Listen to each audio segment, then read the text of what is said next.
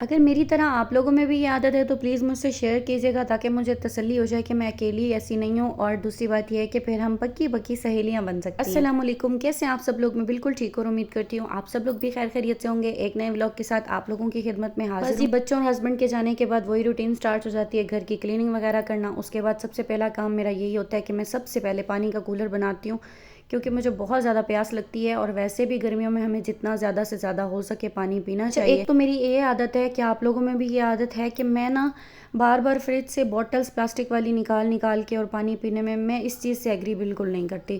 مجھے بالکل اچھا نہیں لگتا کہ ہم بار بار فریج سے پانی کی بوتلیں نکالیں اور پھر پئیں اور پھر ان کو بھر کے رکھ دیں۔ میں کوشش کرتی ہوں کہ زیادہ سے زیادہ برف ہو اور بس پانی کا ایک کولر بنا کے رکھ دیتی ہوں، تو ماشاءاللہ دوپہر تک چل جاتا ہے۔ پھر اس کے بعد دوپہر میں تھوڑی سی اور برف ڈال دیتی ہوں۔ اس کے علاوہ میری یہ بھی روٹین ہے کہ کولر کو ڈیلی میں پانی سے اچھے طریقے سے واش کر کے، پانی اس کا نکال کے اچھے طریقے سے دھو کے اس کو دھوپ پہ رکھتی ہوں۔ جب اس میں ساری دھوپ لگ جاتی ہے تو مجھے ایسا لگتا ہے کہ اسمیل بھی دور ہو گئی اور جرمز بھی ختم ہو گئے۔ اور دوسری والی میری عادت یہ ہے کہ میں نا مہینے کے بعد یا 1.5 ماہ کے بعد یا 2 ماہ کے بعد گھر کا فرنیچر اٹھا کے ادھر ادھر کر دیتی ہوں۔ پتہ نہیں یہ عادت مجھ میں اچھی ہے یا بری، لیکن آپ لوگ بتائیے گا۔ اچھا، یہ میں نے لی تھی پوری، یہ 3 کنگھی تھی، یہ ایک میں نے کٹ جسے کہتے ہیں وہ لی تھی $1 سے، تو یہ بہت ہی زیادہ اچھی ہے۔ ان کے بعد میں مجھے کافی آسانی ہو گئی ہے، ٹیل کام کا بھی کام دیتے ہیں، بچیوں کے بال وغیرہ بنانے ہوتے ہیں۔ تو آپ لوگ بتائیے گا کہ میرا روم کیسا لگ رہا ہے۔ میں نے اس کی تھوڑا سیٹنگ چینج کی ہے، اس طرح نا تھوڑا کھلا کھلا سا ہو گیا روم۔ اور باقی آپ لوگوں میں بھی یہ عادت ہے؟ مجھے تو بالکل سکون نہیں آتا، اور میں یہ بھی نہیں دیکھتی گرمی ہے، موسم کیسا ہے کیسا نہیں ہے، بس میں اٹھا کے سامان ادھر سے ادھر پھینک دیتی ہوں اور کسی کی ہیلپ بھی نہیں لیتی۔ اور یہاں پہ اس روم کی بھی تھوڑا سا میں نے سیٹنگ چینج کی تھی، بس میری اللہ تعالیٰ سے دعا ہے کہ جلد از جلد جو ہے نا میرا گھر سیٹ ہو جائے۔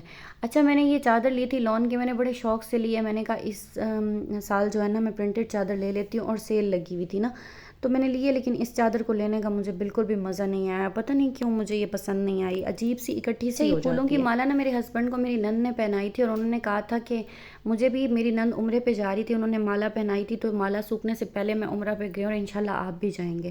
اللہ تعالیٰ ان کی دعا کو قبول کرے، ان کی زبان کو مبارک کرے۔ خیر جی، یہاں پہ گملوں کو میں دیکھنے آئی تھی کہ مجھے کسی نے کہا ہے کہ آپ ان کو نا دھوپ میں رکھیں، مجھے نام نہیں آتا اس کا کیا نام ہے اس پودے کا، لیکن جب میں نے اس کو دھوپ میں رکھا ہے نا تو ماشاءاللہ 2 دن کے بعد اس میں پھول بھی کھلنا شروع ہو گئے ہیں۔